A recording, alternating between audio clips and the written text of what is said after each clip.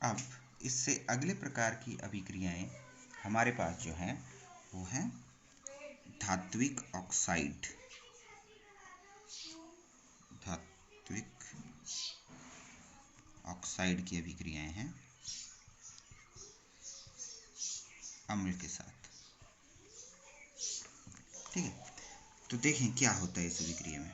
जब आपके हमारे पास जो दे रखा है क्रियाकलाप हमारे पास दे रखा है, जिसमें हमने एक बीकर में कॉपर ऑक्साइड लेना है, CuO। कॉपर एक धातु है और ऑक्सीजन के साथ मिलकर धातु ऑक्साइड बन गया है। तो यह धातु ऑक्साइड हमने अम्ल के साथ इसका अभिक्रिया इसकी करवानी है। अम्ल हम ले सकते हैं HCl। ठीक है, तो जब HCl कॉपर ऑक्साइड के साथ अभिक्रिया करेगा तो हम देखेंगे कि इसमें कॉपर क्लोराइड बन जाएगा, जो कि एक लवण है और साथ में जल भी बनेगा। देखिए यहाँ पर जो कॉपर ऑक्साइड है ये अघुलनशील है, ये पानी में नहीं घुलेगा। लेकिन जब आप अभिक्रिया HCl में करवाएंगे तो यह एक घुलनशील पदार्थ है, कॉपर क्लोराइड यह बन जाएगा। तो आप देखेंगे कि जो उत्पाद बनेंगे उसमें घुलनशील एक पदार्थ मिलेगा आपको, जो जल में घुला हुआ होगा। तो ये दो चीज़ें बनेंगी। तो यहाँ पर ये बन रहा है इस अभिक्रिया में। पहले इस अभिक्रिया को होते हुए एक बार देख लेते हैं। तो आइए देखें इस अभिक्रिया में क्या होता है। इस अभिक्रिया को करने के लिए टेस्ट ट्यूब, कॉपर ऑक्साइड और डाइल्यूट HCl हमें लेना है। थोड़ा सा कॉपर ऑक्साइड हमने टेस्ट ट्यूब में डाला। ये कॉपर ऑक्साइड पानी में नहीं घुलता है, अघुलनशील है। इस कॉपर ऑक्साइड को टेस्ट ट्यूब में लेने के बाद हमें डाइल्यूट हाइड्रोक्लोरिक एसिड HCl बूंद बूंद करके इस टेस्ट ट्यूब में हमें डालना है और इसे मिक्स करते जाना हिलाते हुए। तो आप देखेंगे इसमें इस तरह से नीला हरा रंग उत्पन्न होता है। तो यह जो नीला हरा रंग है ये कॉपर क्लोराइड की वजह से है। तो जो हमने कॉपर ऑक्साइड लिया था वो पानी में अघुलनशील था। अब यहाँ देखिए कॉपर क्लोराइड बना है जो कि पानी में घुला हुआ है। तो यहाँ पर उत्पाद में हमारे पास कॉपर क्लोराइड और जल बना हुआ है, HCl नहीं रहा अब इसमें।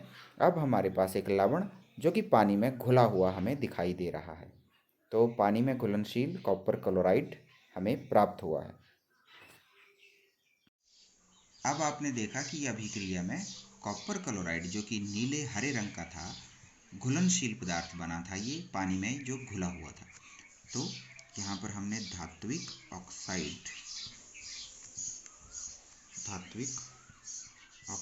को अम्ल के साथ रिएक्ट करवाया, जिससे बना है लवण और जल।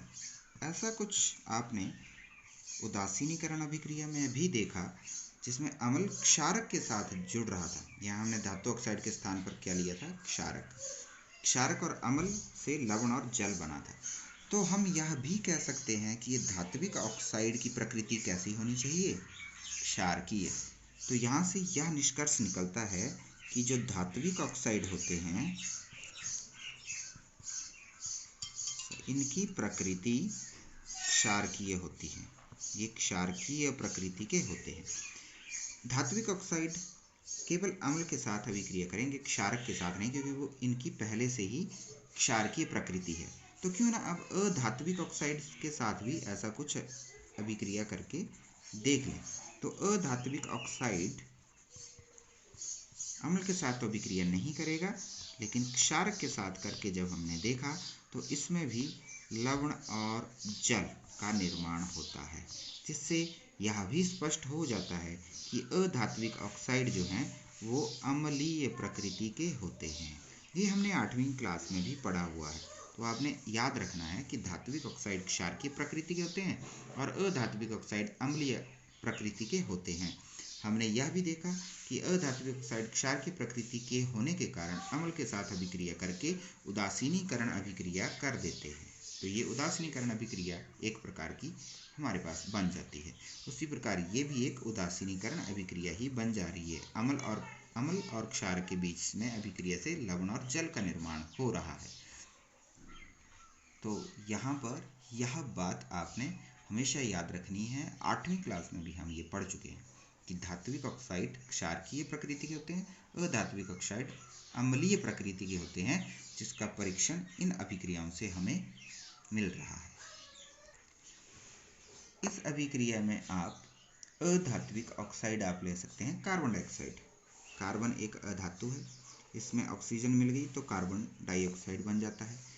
क्षारक अगर आप लेना है तो कैल्शियम हाइड्रोक्साइड ले सकते हैं, ये एक क्षारक है। मैग्नीशियम हाइड्रोक्साइड भी ले सकते हैं, MgOH ट्वाइस। तो ये अभिक्रियाएं आप करवा सकते हैं। आप धात्विक ऑक्साइड में हमने जो मैग्नीशियम रिबन जलाया था उससे पाउडर बना था MgO मैग्नीशियम ऑक्साइड, उसको अम्ल के साथ अभिक्रिया उसकी करवा सकते हैं। तो यहाँ पे MgCl2 बन जाएगा और जल बनेगा। तो कोई भी धातु ले सकते हैं, उसके साथ ऑक्सीजन किस प्रकार जुड़ती है उसको जोड़ देंगे अगर, तो वो धात्विक ऑक्साइड बन जाएगा। मैग्नीशियम ऑक्साइड एक धात्विक ऑक्साइड है, कॉपर ऑक्साइड एक धात्विक ऑक्साइड है, कॉपर धातु है, ठीक है। उसी प्रकार अधात्विक ऑक्साइड में कार्बन एक अधातु है और ऑक्सीजन के साथ वो जुड़कर कार्बन डाइऑक्साइड बनाता है। इसकी क्षारक के साथ अभिक्रिया करवा सकते। क्षारक पहले चैप्टर में आपने पढ़े हैं, कैल्शियम हाइड्रोक्साइड है, मैग्नीशियम हाइड्रोक्साइड है, तो ये क्षारक हैं। इन क्षारकों की अभिक्रिया आप करवा सकते हैं। इससे आप इस समीकरण को आप पूरा करें। ये हमारे पास है अधात्विक ऑक्साइड और ये हमारे पास है कैल्शियम हाइड्रोक्साइड। तो क्या अभिक्रिया होती है? इसमें लवण और जल बनने हैं। कौन सा लवण बनेगा? जल तो H2O होता है। इस अभिक्रिया को आप पूरा करके मुझे भेजें।